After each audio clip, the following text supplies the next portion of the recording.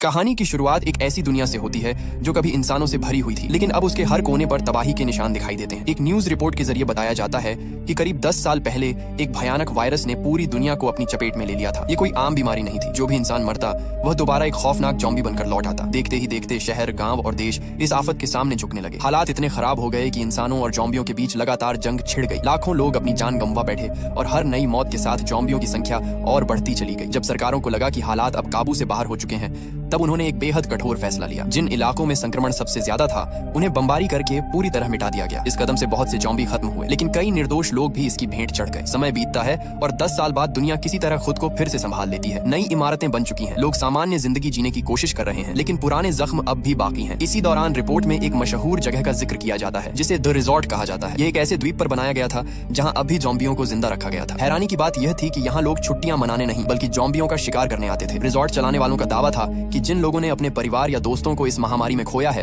वे यहाँ आकर अपने गुस्से और दर्द को बाहर निकाल सकते हैं। इसी सोच के साथ जॉम्बियों का शिकार एक तरह की थेरेपी बन चुका था और अमीर लोग इसके लिए भारी रकम खर्च करते थे। लेकिन रिपोर्ट का असली मकसद इस जगह की तारीफ करना नहीं था। सरकार को शक हो चुका था कि यही रिजॉर्ट भविष्य में एक नई मुसीबत की वजह बन सकता है। इसलिए फैसला लिया गया कि जिन द्वीपों पर ऐसे रिजॉर्ट मौजूद हैं उन्हें हमेशा के लिए खत्म कर दिया जाएगा। कहानी अतीत की तरफ मुड़ती है और हमारी मुलाकात आर्या नाम की एक युवती से होती है। आर्या की जिंदगी बाहर से सामान्य दिखाई देती है। कई साल गुजर जाने के बाद भी वह उस दिन को भूल नहीं पाई थी जब उसने अपनी आंखों के सामने अपने पिता को वायरस की चपेट में जाते देखा था। वही यादें बार बार उसके दिमाग में लौट आती थीं। इसी वजह से उसके दोस्तों ने उसे एक अलग सलाह दी। उनका मानना था कि शायद द रिजॉर्ट की यात्रा उसके लिए मददगार साबित हो सकती है। वहां जाकर वह उन जॉम्बियों का सामना कर पाएगी जिनसे जुड़ी यादें उसे सालों से परेशान कर रही थीं। काफी सोचने के बाद आर्या इस सफर के लिए तैयार हो जाती है और अपने कुछ दोस्तों को भी साथ ले लेती है। द्वीप की ओर जाते समय उनकी मुलाकात दो युवा लड़कों से होती है। दोनों वीडियो गेम खेलने के शौकीन थे और एक प्रतियोगिता जीतकर यहाँ तक पहुंचे थे। उनके लिए यह पूरा सफर किसी रोमांचक एडवेंचर से कम नहीं था। वे लगातार मजाक और उत्साह में डूबे रहते हैं जबकि आर्या का ध्यान कहीं और ही भटका हुआ था। रास्ते में एक और लड़की सारा उनसे जुड़ती है। वह बताती है कि उसकी शादी होने वाली थी, लेकिन आखिरी समय पर उसका रिश्ता टूट गया। इस सदमे से बाहर निकलने के लिए उसने भी इस यात्रा को चुना था। धीरे धीरे यह अलग अलग परेशानियों से जूझ रहे लोगों का एक छोटा सा समूह बन जाता है जो एक ही जगह पर राहत तलाशने जा रहा था। कुछ देर बाद सभी लोग द्वीप पर बने आलीशान रिजॉर्ट में पहुंच जाते हैं। यहाँ हर चीज बेहद शानदार दिखाई देती है, लेकिन खिड़की से बाहर देखते हुए आर्या की नजर एक शरणार्थी बस्ती पर पड़ती है। वहाँ रहने वाले लोग अब भी पुराने संकट की कीमत चुका रहे थे। रिजॉर्ट में पहुंचने के कुछ समय बाद सभी मेहमानों को एक बड़ी स्क्रीन के सामने इकट्ठा किया जाता है। वहाँ उनकी मुलाकात इस जगह की मालिक वैनेसा से होती है जो एक रिकॉर्डेड संदेश के जरिए सबका स्वागत करती है। वह गर्व से बताती है कि जब पूरी दुनिया तबाही से जूझ रही थी तब उसने इसी संकट के बीच एक नया कारोबार खड़ा किया। उसके मुताबिक इस प्रोजेक्ट ने हजारों लोगों को रोजगार दिया और कई लोगों को अपने दर्द से उबरने का मौका भी मिला। वीडियो खत्म होते ही मेहमानों को अगले दिन होने वाले शिकार अभियान के बारे में बताया जाता है, लेकिन उससे पहले हर किसी को हथियार चलाने की ट्रेनिंग लेनी थी। सभी को एक खास शूटिंग एरिया में ले जाया जाता है जहाँ प्रशिक्षक समझाता है कि जॉम्बी को रोकने का सबसे भरोसेमंद तरीका उसके सिर पर सटीक निशाना लगाना है। इसलिए वह बार बार सभी से अभ्यास करवाता है। आर्या भी बाकी लोगों के साथ खड़ी होती है, लेकिन उसके लिए यह काम आसान नहीं था। जैसे ही वह हथियार उठाती उसके मन में अपने पिता की दर्दनाक यादें लौट आती। कई कोशिशों के बावजूद वह ट्रिगर दबाने की हिम्मत नहीं जुटा पाती। आसपास मौजूद लोग अच्छे निशाने लगा रहे थे जबकि आर्या अपने ही डर से लड़ रही थी। उसी पल उसे लगने लगता है कि शायद यहाँ आने का उसका फैसला गलत था। रात होने पर रिजॉर्ट में एक भव्य पार्टी रखी जाती है। मेहमानों को यह भरोसा दिलाया जाता है कि यहाँ की सुरक्षा अभेद्य है और किसी भी जॉम्बी से उन्हें कोई खतरा नहीं है। अपनी बात साबित करने के लिए वैनेसा मंच पर एक जंजीरों से बंधे जॉम्बी को भी लेकर आती है। वह बिना डरे उसके बिल्कुल करीब खड़ी हो जाती है और दावा करती है कि सब कुछ पूरी तरह नियंत्रण में है। उसकी बातों पर मौजूद लोग तालियां बजाने लगते हैं, लेकिन उसी दौरान भीड़ से दूर सारा चुपचाप एक अलग योजना पर काम कर रही थी। मौका मिलते ही वह रिजॉर्ट के कंट्रोल सेक्शन में घुस जाती है। वहाँ वह सिस्टम से कुछ गोपनीय फाइलें निकालने लगती है। सारा का मकसद सिर्फ छुट्टियां बिताना नहीं था, वह इस जगह से जुड़े ऐसे राज खोज रही थी जिनके सामने आने से पूरे रिजॉर्ट की सच्चाई दुनिया के सामने खुल सकती थी। सारा कंट्रोल सेक्शन के अंदर तेजी से अपना काम पूरा करने में लगी हुई थी। उसे यकीन था कि यहाँ छुपे दस्तावेज इस रिजॉर्ट की असली तस्वीर दुनिया को दिखा सकते हैं। कुछ ही मिनटों में वह जरूरी डेटा अपने डिवाइस में कॉपी कर लेती है और किसी की नजर पड़ने से पहले वहाँ से निकल जाती है। उसे लगता है कि उसका मिशन सफल हो गया है, लेकिन असल खतरा अब भी शुरू हुआ था। सारा को इस बात का बिल्कुल अंदाजा नहीं था कि जिस फाइल के जरिए सिस्टम में घुसपैठ की गई उसके साथ एक खतरनाक वायरस भी अंदर पहुंच चुका है। धीरे धीरे रिजॉर्ट के कंप्यूटर नेटवर्क में गड़बड़ियां शुरू हो जाती हैं। कई कैमरे जवाब देने लगते हैं, सुरक्षा प्रोग्राम धीमे पड़ जाते हैं और कंट्रोल सिस्टम बार बार चेतावनी देने लगता है। इंजीनियर समस्या तो देख लेते हैं, लेकिन तुरंत किसी बड़े अधिकारी को खबर नहीं करते। रात बढ़ने के साथ हालात और बिगड़ते जाते हैं। तकनीकी टीम पूरी कोशिश करती है कि खराबी को छुपाकर खुद ही ठीक कर ले, क्योंकि उन्हें डर था कि सच सामने आने पर उनकी नौकरी खतरे में पड़ सकती है। घंटों मेहनत के बाद भी सिस्टम सामान्य नहीं हो पाता, उल्टा एक के बाद एक नई दिक्कत सामने आने लगती है और पूरा नेटवर्क अस्थिर होता चला जाता है। अगली सुबह मेहमानों को इन समस्याओं की कोई जानकारी नहीं होती। उनके लिए यह दिन एक रोमांचक अनुभव की शुरुआत जैसा था। आर्या, उसके दोस्त, दोनों गेमर लड़के और बाकी पर्यटक खास सफारी वाहनों में बैठकर सुरक्षित इलाके से बाहर निकलते हैं। वहाँ दूर दूर तक खुले मैदानों में जॉम्बी घूमते दिखाई देते हैं। गाइड सभी को सख्त हिदायत देता है कि कोई भी वाहन से नीचे नहीं उतरेगा। इसके बाद शिकार का सिलसिला शुरू हो जाता है। कुछ लोग इसे खेल की तरह लेते हैं और लगातार निशाने लगाते हैं। दोनों गेमर तो सबसे ज्यादा उत्साहित दिखाई देते हैं, लेकिन जब आर्या की बारी आती है और वह दूर खड़े एक ज़ॉम्बी को निशाने में लेती है तो उसके हाथ रुक जाते हैं। उसे उस चेहरे में कोई राक्षस नहीं बल्कि कभी जिंदा रहा एक इंसान दिखाई देता है। वह ट्रिगर नहीं दबा पाती और आखिरकार उसके पास खड़ा एक सुरक्षा कर्मी आगे बढ़कर उस ज़ॉम्बी को मार देता है। उस पल आर्या पहले से भी ज्यादा उलझन में पड़ जाती है। दिन खत्म होने के बाद सभी मेहमानों को एक सुरक्षित कैंप में लाया जाता है जहाँ रात बिताने का इंतजाम किया गया था। पूरे इलाके को मजबूत बाड़ों और सुरक्षा इंतजामों से घेरा गया था ताकि कोई ज़ॉम्बी अंदर न आ सके। थोड़ी देर बाद लोग आग के आसपास बैठकर बातचीत करने लगते हैं। दिन भर का रोमांच उनके लिए किसी एडवेंचर जैसा था, लेकिन आर्या के मन में अब भी कई सवाल घूम रहे थे। बातों ही बातों में चर्चा ज़ॉम्बियों पर आ जाती है। आर्या स्वीकार करती है कि उसने हमेशा उनसे नफरत की है, फिर भी आज वह एक भी ज़ॉम्बी को गोली नहीं मार सकी। उसका कहना था कि हर ज़ॉम्बी कभी एक इंसान हुआ करता था और यही सोच उसे रोक देती है। बाकी लोग उसकी बात से सहमत नहीं होते। उनके लिए वे सिर्फ खतरनाक जीव थे जिनका खत्म होना ही बेहतर था। उसी दौरान सारा भी अपनी राय रखती है। वह कहती है कि इन ज़ॉम्बियों को सालों तक कैद में रखकर लोगों के मनोरंजन का साधन बना देना भी गलत है। दूसरी तरफ रिजॉर्ट के कंट्रोल सेंटर में हालात तेजी से बिगड़ रहे थे। इंजीनियरों को आखिर समझ आ जाता है कि समस्या मामूली नहीं है। सिस्टम का बड़ा हिस्सा उनकी पकड़ से बाहर जा चुका था। अब उन्हें मजबूर होकर ऊपरी अधिकारियों को सूचना देनी पड़ती है, लेकिन तब तक बहुत देर हो चुकी थी और वायरस पूरे नेटवर्क में फैल चुका था। कुछ ही पलों बाद पूरा कंट्रोल सिस्टम ठप पड़ जाता है। निगरानी कैमरे बंद हो जाते हैं, सुरक्षा गेट जवाब दे देते हैं और इलेक्ट्रॉनिक बाड़ें निष्क्रिय हो जाती हैं। सबसे खतरनाक बात यह थी कि जिन क्षेत्रों में ज़ॉम्बियों को बंद रखा गया था वहां के दरवाजे भी खुलने लगते हैं। देखते ही देखते सैकड़ों ज़ॉम्बी आजाद हो जाते हैं। कई लोग अचानक हुए हमलों का शिकार बन जाते हैं। इसी बीच रिजॉर्ट की मालिक वेनेसा को भी पूरी तबाही की खबर मिल जाती है, लेकिन लोगों को बचाने की बजाय वह सबसे पहले अपनी सुरक्षा के बारे में सोचती है। वह खुद को एक सुरक्षित कमरे में बंद कर लेती है और बाहर मरते लोगों की आवाजें सुनती रहती है। उधर जंगल के पास बने कैंप में मौजूद आर्या और बाकी मेहमानों को अभी तक असली खतरे का अंदाजा नहीं था। अचानक पूरे इलाके की बिजली चली जाती है और चारों तरफ अंधेरा फैल जाता है। कुछ सेकंड बाद बाढ़ के उस पार अजीब हलचल दिखाई देने लगती है। गाइड स्थिति समझने की कोशिश करता है, लेकिन जल्द ही उसे एहसास हो जाता है कि कुछ बहुत बड़ा गलत हो चुका है। अंधेरे में दर्जनों परछाइयां उनकी तरफ बढ़ने लगती हैं। जब रोशनी की आखिरी किरण उन चेहरों पर पड़ती है तब सभी के होश उड़ जाते हैं। वे ज़ॉम्बी थे और उनकी संख्या उम्मीद से कहीं ज्यादा थी। गाइड तुरंत कंट्रोल सेंटर से संपर्क करने की कोशिश करता है, मगर सिस्टम कोई जवाब नहीं देता। तभी कंप्यूटर स्क्रीन पर एक आपातकालीन संदेश दिखाई देता है। सरकार ने ब्रिमस्टोन प्रोटोकॉल सक्रिय कर दिया था। इसका सीधा मतलब था कुछ घंटों के भीतर यहाँ बड़े पैमाने पर बमबारी होने वाली थी। ब्रिमस्टोन प्रोटोकॉल की खबर सुनते ही कैंप में मौजूद सभी लोगों के चेहरे उतर जाते हैं। उन्हें समझ आ जाता है कि सरकार अब इस द्वीप को बचाने नहीं बल्कि मिटाने वाली है। किसी के पास ज्यादा समय नहीं था। तभी ज़ॉम्बियों का झुंड सुरक्षा घेरे को तोड़कर उनकी तरफ बढ़ने लगता है। गाइड सबको पीछे हटने के लिए चिल्लाता है,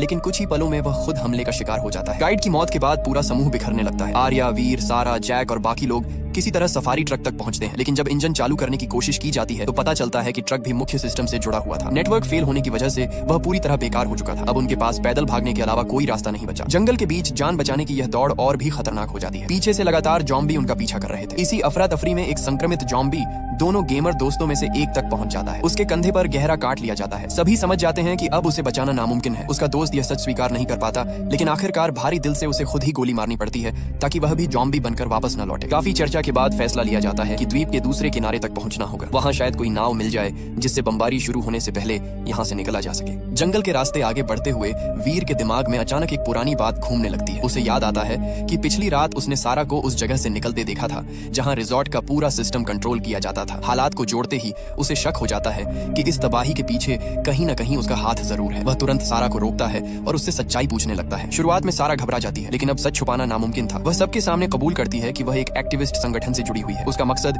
रिजॉर्ट के खिलाफ सबूत जुटाना था ताकि यहाँ हो रहे गलत कामों को दुनिया के सामने लाया जा सके। उसने सिर्फ डेटा निकालने की कोशिश की थी, लेकिन उसे बिल्कुल पता नहीं था कि उसके इस्तेमाल किए गए डिवाइस में एक खतरनाक वायरस भी मौजूद था जिसने पूरे सिस्टम को बर्बाद कर दिया। ये सुनते ही बाकी लोग भड़क उठते हैं। उनके कई साथी मर चुके थे और अब पूरे द्वीप पर मौत मंडरा रही थी। बहस के बीच समूह आगे बढ़ता रहता है और आखिरकार रिजॉर्ट के पिछले हिस्से तक पहुंच जाता है। उन्हें उम्मीद थी कि यहाँ से निकलकर वे दूसरे किनारे की तरफ बढ़ सकेंगे, लेकिन किस्मत उनका पीछा नहीं छोड़ती। इमारत के गलियारों में भी ज़ॉम्बी घूम रहे थे। जान बचाने के लिए सभी अलग अलग दिशाओं में भागने लगते हैं और इसी भगदड़ में सारा और जैक बाकी लोगों से बिछड़ जाते हैं। कुछ ही देर में ज़ॉम्बियों का एक झुंड उन्हें चारों तरफ से घेर लेता है। तभी सारा को एहसास होता है कि भागते समय उसे भी एक ज़ॉम्बी ने घायल कर दिया था। वह समझ जाती है कि उसके पास ज्यादा समय नहीं बचा। अपनी आखिरी हिम्मत जुटाकर वह चोरी किया हुआ सारा डेटा जैक को सौंप देती है और उसे वहां से निकल जाने के लिए कहती है। जैक मजबूरी में पीछे हटता है, जबकि सारा खुद को ज़ॉम्बियों के सामने छोड़ देती है। कुछ ही पलों में उसका सफर वहीं खत्म हो जाता है। सारा की मौत के बाद जैक किसी तरह भागकर दोबारा आर्या और बाकी लोगों तक पहुंच जाता है। उसके चेहरे से साफ पता चल रहा था कि उसने अभी अभी अपने सामने एक साथी को खोया है, लेकिन दुख मनाने का समय किसी के पास नहीं था। ज़ॉम्बियों का झुंड लगातार उनके करीब आता जा रहा था, इसलिए सभी तुरंत वहां से निकलने लगते हैं। भागते भागते यह समूह एक सुनसान औद्योगिक इमारत के अंदर पहुंच जाता है। बाहर का रास्ता कुछ समय के लिए बंद करके वे राहत की सांस लेते हैं, लेकिन अंदर का नजारा देखकर सभी हैरान रह जाते हैं। वहां बड़ी संख्या में सूटकेस, पहचान पत्र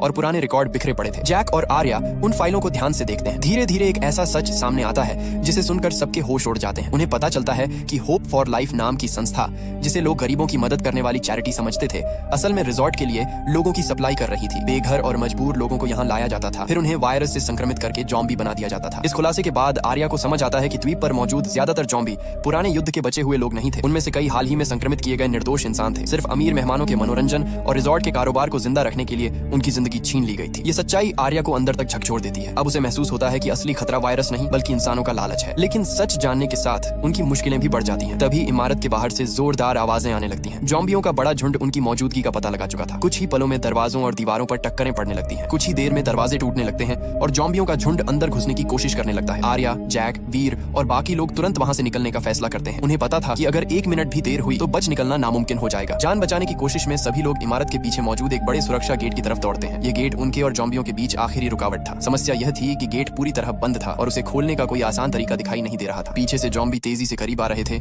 और आगे रास्ता बंद था।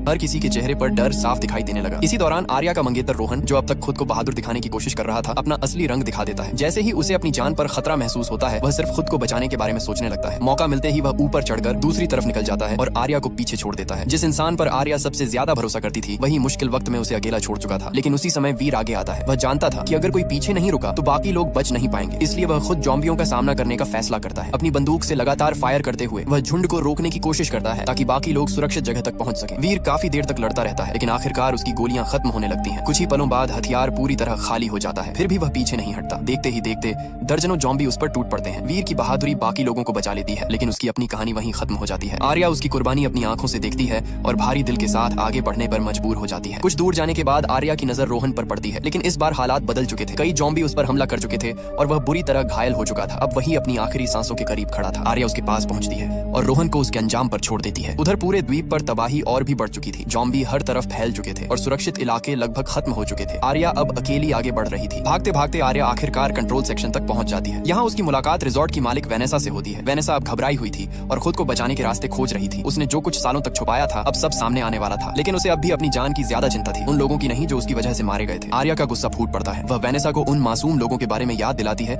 जिन्हें लालच के लिए जॉम्बी बना दिया गया, जिन परिवारों की जिंदगी बर्बाद हुई, जिन बेघर लोगों को धोखे से यहाँ लाया गया। उन सब का जिम्मेदार वही सिस्टम था जिसे वेनेसा चला रही थी। लेकिन वेनेसा बहस करने के बजाय सिर्फ बच निकलने की बात करती रहती है। इसी बहस के दौरान एक बड़ा सुरक्षा दरवाजा खुल जाता है। दूसरी तरफ से जॉम्बियों का झुंड अंदर घुस पड़ता है। आर्या तुरंत पीछे हट जाती है, लेकिन वेनेसा इतनी किस्मत वाली नहीं होती। कुछ ही सेकंड में जॉम्बी उसे घेर लेते हैं। आखिरकार वही अपनी बनाई हुई तबाही का शिकार बन जाती है। आर्या वहां से निकलकर द्वीप के किनारे की तरफ दौड़ती है। तभी आसमान में लड़ाकू विमानों की आवाज गूंजने लगती है। ब्रिमस्टोन प्रोटोकॉल अब पूरी तरह शुरू हो चुका था। कुछ ही पलों में विशाल बम जमीन पर गिरने लगते हैं। आग और धमाकों की लपटें तेजी से उसकी तरफ बढ़ती है। खुद को बचाने का कोई रास्ता न देखकर आर्या सीधे समुद्र में छलांग लगा देती है, जबकि पूरा द्वीप आग के समंदर में बदलता जा रहा था। कहानी अब 3 हफ्ते आगे बढ़ जाती है। न्यूज चैनलों पर लगातार उसी द्वीप की चर्चा हो रही थी जहां कुछ समय पहले भयानक तबाही हुई थी। सरकारी रिपोर्ट में दावा किया जाता है कि बमबारी के बाद वहां मौजूद कोई भी इंसान जिंदा नहीं बचा। दुनिया यह मान चुकी थी कि उस हादसे के साथ पूरी कहानी खत्म हो चुकी है, लेकिन सच्चाई कुछ और थी। समुद्र में छलांग लगाने के बाद आर्या किसी तरह अपनी जान बचाने में कामयाब हो गई थी। उसके पास एक ऐसी चीज भी थी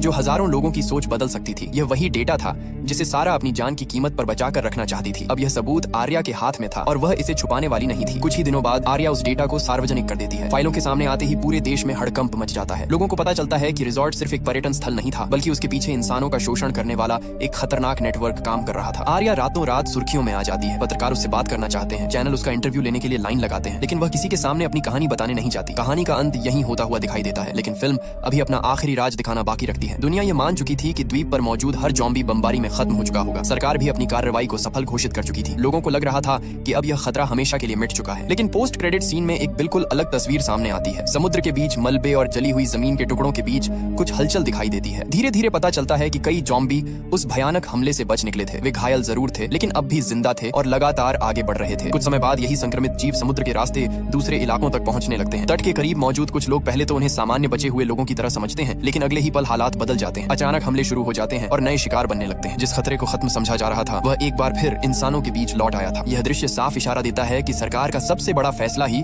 उसकी सबसे बड़ी गलती बन गया। द्वीप को तबाह करने से समस्या खत्म नहीं हुई, बल्कि कुछ संक्रमित जीव दुनिया के दूसरे हिस्सों तक फैलने का मौका पा गए। अब यह खतरा सिर्फ एक द्वीप तक सीमित नहीं रहा था, बल्कि पूरी मानवता के लिए नई मुसीबत बनने वाला था। इसी डरावने संकेत के साथ फिल्म अपनी कहानी समाप्त करती है। आर्या ने दुनिया के सामने सच तो ला दिया, लेकिन वायरस का खतरा अब भी जिंदा था। असली लड़ाई शायद खत्म नहीं हुई थी, बल्कि अब एक नए और कहीं ज्यादा खतरनाक दौर की शुरुआत होने वाली थी।